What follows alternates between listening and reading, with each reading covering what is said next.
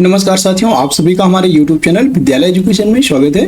साथियों, आज हम पढ़ेंगे बीपीएससी टीआरई 4.0 जो आपका एग्जाम होने वाला है। इसके लिए सामान्य भूगोल, और आज हम भूगोल के महत्वपूर्ण प्रश्नों को सॉल्व करेंगे। और ये बीपीएससी घटना चक्र जो आपकी बीपीएससी घटना चक्र की बुक है, इससे हम लोग ये क्वेश्चन करने वाले हैं। तो सभी साथी तैयार हो जाइए। और आज के इस क्लास में हम लगभग मोस्ट इंपॉर्टेंट जितने भी बीपीएससी के द्वारा पूछे गए प्रश्न हैं वही सॉल्व करेंगे। और ये ज्योग्राफी की क्लास होने वाली है। सबसे पहले हम लोग पढ़ने वाले हैं विश्व का भूगोल, और इसके बाद ही हम लोग फिर भारत का भूगोल पढ़ेंगे। तो विश्व के भूगोल के जितने भी बीपीएससी के द्वारा पूछे गए प्रश्न हैं आज की क्लास में सॉल्व करेंगे। आज की क्लास का पहला क्वेश्चन है, निम्नलिखित में से कौन सा सौर मंडल का भाग नहीं है? क्षुद्र ग्रह, इसमें कौन सा सौर मंडल का भाग नहीं है? तो याद रखिए निहारिका। निहारिका सौर मंडल का कोई भी भाग नहीं होता है। डी ऑप्शन यहाँ पे राइट हो जाएगा। क्षुद्र ग्रह, धूमकेतु और ग्रह ये सभी सौर मंडल के भाग होते हैं। जैसे ग्रहों में आपका आ जाता है पृथ्वी, शुक्र, ये सभी बुध, शुक्र, पृथ्वी, मंगल, ये सभी क्या है? ग्रह हैं आपके। क्षुद्र ग्रह जो एस्टेरॉइड होते हैं, टूटकर जो तारे गिरते हैं, एस्टेरॉइड होते हैं। धूमकेतु उल्का पिंड जो होते हैं उनको धूमकेतु कहते हैं। सौर मंडल का निर्माण लगभग 4.6 बिलियन वर्ष पूर्व हुआ था। और सौर मंडल में सूर्य, तारा और ऐसे खगोलीय पिंड सम्मिलित होते हैं जो गुरुत्वाकर्षण बल द्वारा उससे जुड़े रहते हैं। इनमें ग्रह, बौने ग्रह, प्राकृतिक उपग्रह, क्षुद्र ग्रह, उल्काएं, धूमकेतु और खगोलीय धूल आदि शामिल है। जबकि निहारिका सौर मंडल का भाग नहीं होता है। अगला क्वेश्चन है यहाँ पे क्वेश्चन नंबर 2। क्वेश्चन नंबर 2 है, वैज्ञानिक जिन्होंने सर्वप्रथम खोज की कि पृथ्वी सूर्य के चारों ओर घूमती है वह कौन थे? ऐसे कौन से वैज्ञानिक है जिन्होंने खोजा था कि पृथ्वी सूर्य के चारों ओर घूमती है? उनका नाम था कॉपरनिकस। और कॉपरनिकस ने ही ग्रहों के नियम दिए हैं केपलर्स लॉ नाम से। ये कॉपरनिकस जो थे इन्होंने ही सबसे पहले बताया था कि पृथ्वी सूर्य के चारों ओर घूमती है। और जो केपलर थे, केपलर ने ग्रहों के नियम दिए थे, याद रखेंगे। तो सी ऑप्शन इसका राइट हो जाएगा।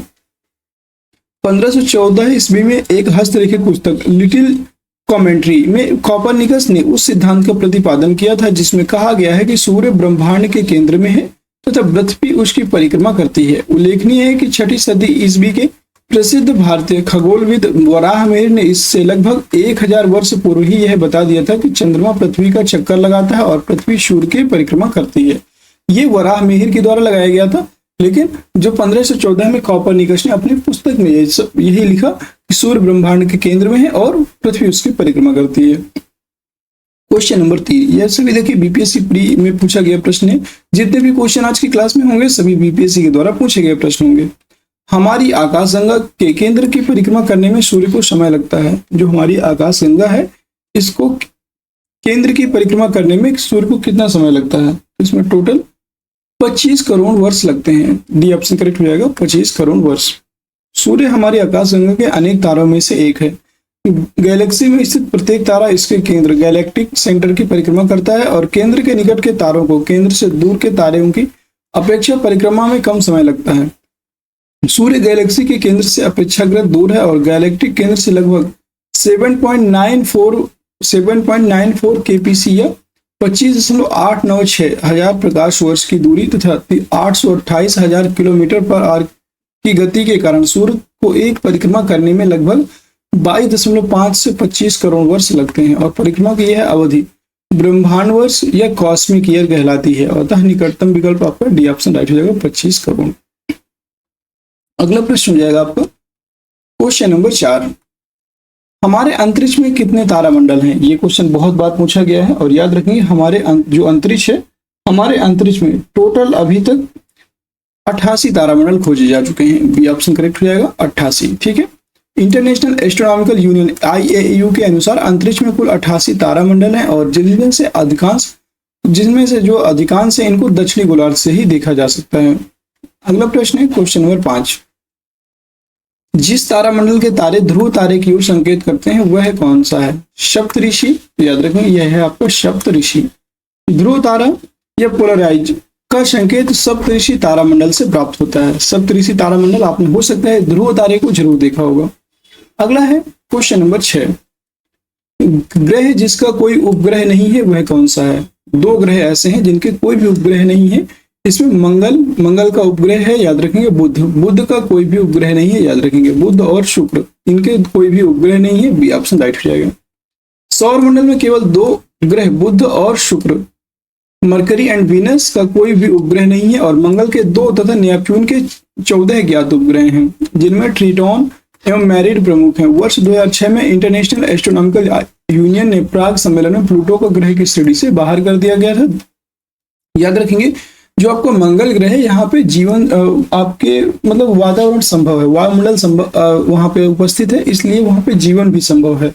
और इसके 2 जो मंगल ग्रह है, इसके 2 आपके उपग्रह हैं, फोबोस और डीमोस। इन पे अभी भी सर्च जारी हो रखी है और बाद में आपको देखो यहाँ पे जितने भी प्रकृति में जीवन जीने के लिए वास्तविक परिकल्पनाएं हैं यहाँ पे खोजी जा रही हैं कि कौन कौन सी जीवन जीने के लिए आवश्यक दशाएं हैं, क्या यहाँ पे उनको पाया जाता है या नहीं। इसी आधार पर वहां पे जीवन की उपस्थिति का पता लगाया जाएगा। क्वेश्चन नंबर 7 है, सौरमंडल का सर्वाधिक गर्म ग्रह कौन सा है? सौरमंडल का सर्वाधिक गर्म ग्रह की बात करेंगे तो वह है आपका शुक्र ग्रह। बी ऑप्शन राइट हो जाएगा। सौरमंडल का सर्वाधिक गर्म ग्रह शुक्र है, जिसका माध्य तापमान लगभग 464 डिग्री सेल्सियस है।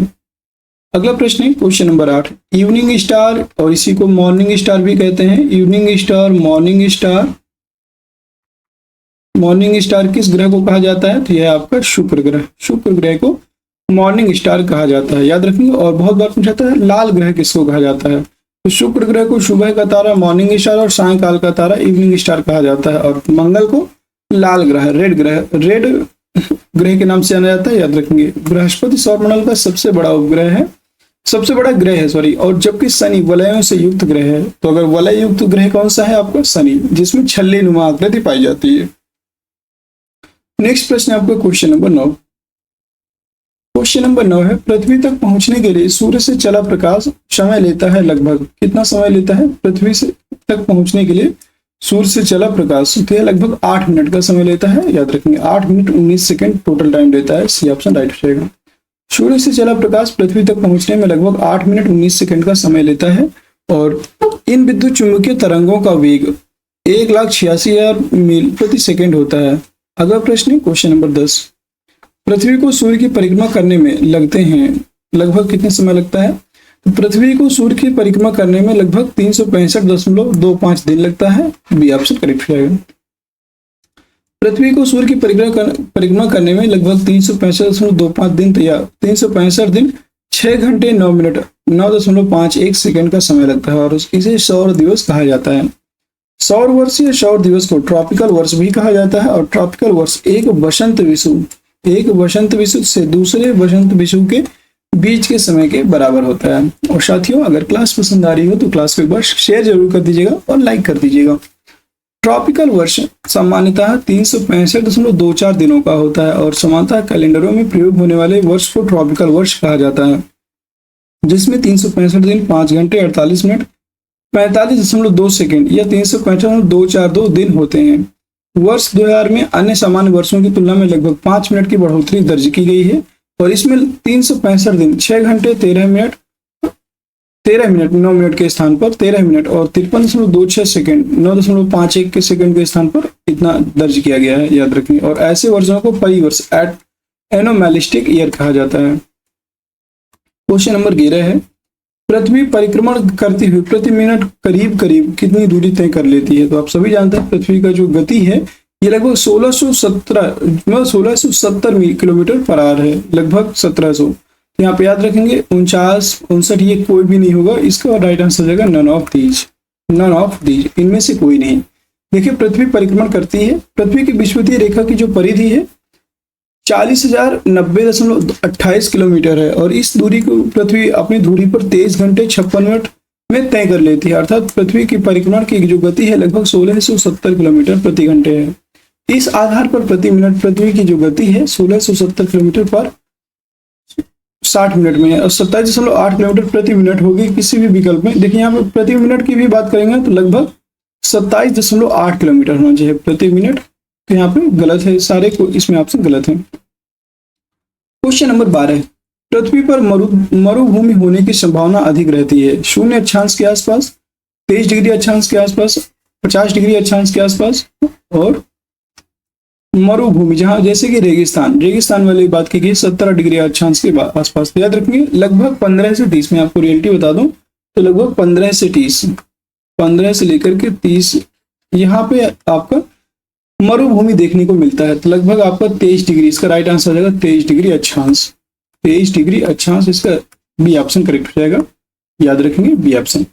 पृथ्वी पर उष्ण शुष्क मरुस्थलीय जलवायु का विस्तार 15 से 30 डिग्री अक्षांशों के बीच मिलता है और पृथ्वी पर मरुस्थल बनने की 4 प्रमुख भौगोलिक स्थितियां भी हैं। कौन कौन सी है? पहली है 30 डिग्री अक्षांशों के आसपास उच्च वायुदाब पाया जाना, जहां हवाएं ऊपर से नीचे उतरती हैं, फलस्वरूप यहां वर्ष भर मौसम साफ बना रहता है और सहारा और ऑस्ट्रेलियन मरुस्थल इसी के अंतर्गत पाए जाते हैं या आते हैं।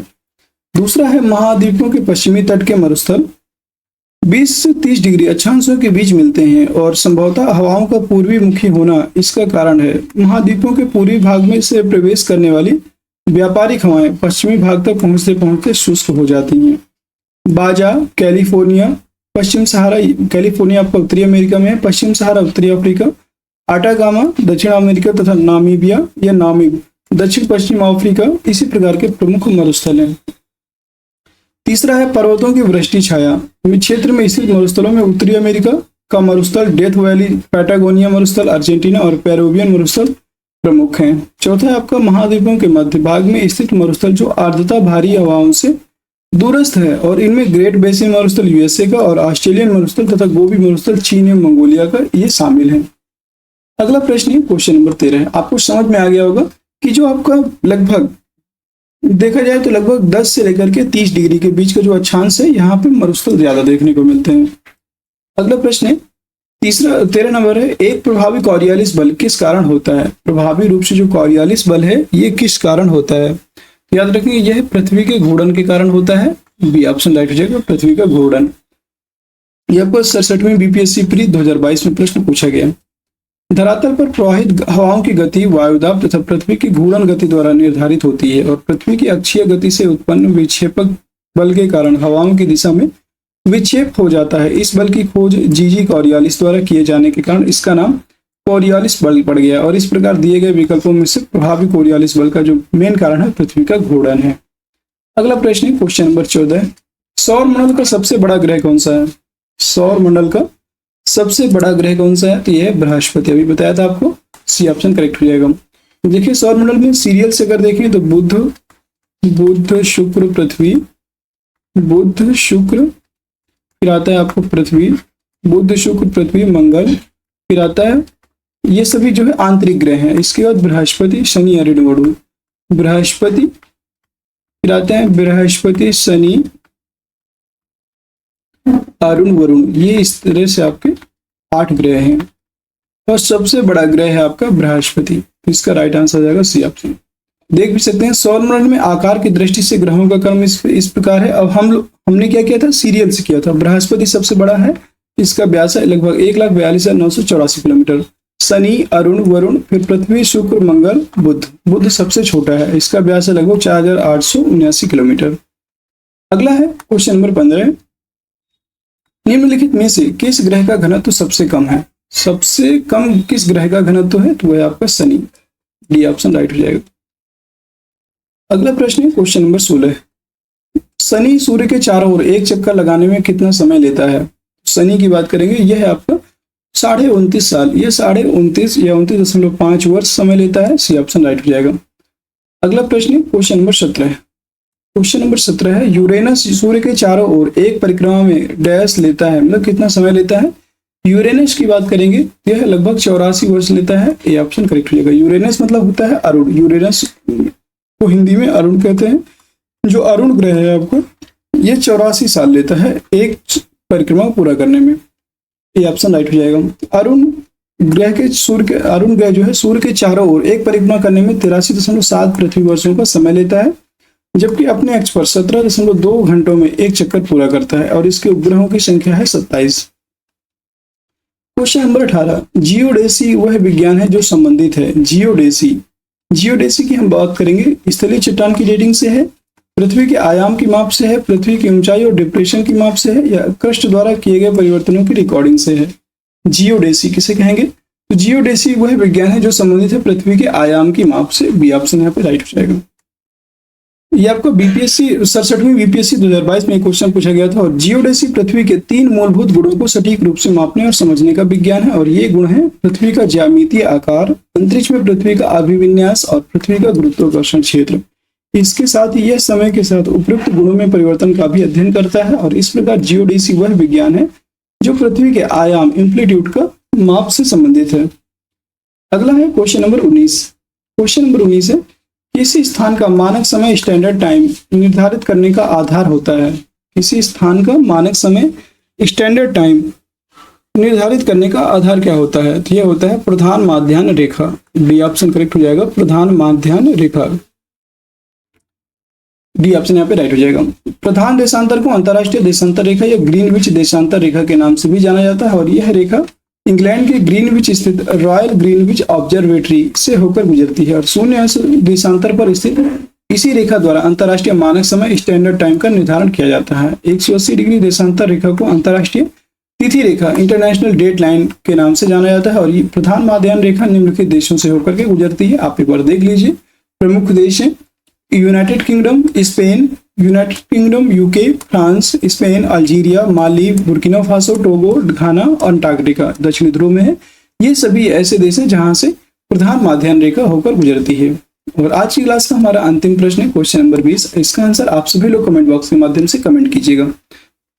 अंतरराष्ट्रीय दिनांक रेखा इंटरनेशनल डेडलाइन खींची जाती है अफ्रीका से होकर, एशिया से होकर, प्रशांत महासागर से होकर या अटलांटिक महासागर से होकर? बताइएगा क्या होगा इसका राइट आंसर। और सभी लोग इसका कमेंट बॉक्स में आंसर दीजिएगा। और क्लास कैसी लगी कमेंट सेक्शन के माध्यम से बताइएगा। और दोस्तों अगर क्लास पसंद आई हो तो सभी लोग क्लास को लाइक कर दीजिए, शेयर कर दीजिए। और चैनल में नए हैं तो आप लोग चैनल को सब्सक्राइब भी जरूर कर लीजिएगा, जिससे कि आगे आने वाली सारी वीडियोज की नोटिफिकेशन आप सभी को मिलती रहे। और आप सभी लोग हमारे टेलीग्राम चैनल को जरूर ज्वाइन कर लीजिएगा। टेलीग्राम चैनल से आपको सारी इन्फॉर्मेशन जितने भी आपके नोटिफिकेशन आते हैं वो सभी वहाँ पर प्रोवाइड कर दिए जाते हैं। और आपका बीपीएससी टीआरई 4 बहुत ही जल्द इसका नोटिफिकेशन आने वाला है। तो साथियों अभी से ही हमारे साथ जुड़ करके अच्छी तैयारी को मजबूत कीजिए। हम जो आपके लिए क्वेश्चन ला रहे हैं ये बहुत ही इंपॉर्टेंट है और इनका जो विस्तार है ना उससे भी कहीं ज़्यादा इंपॉर्टेंट है। तो आपको हर क्वेश्चन का विस्तार जरूर पढ़ना है। ठीक है, फिर मिलते हैं किसी नेक्स्ट क्लास में। तब तक के लिए जय हिंद, जय भारत। आप सभी का दिन शुभ हो।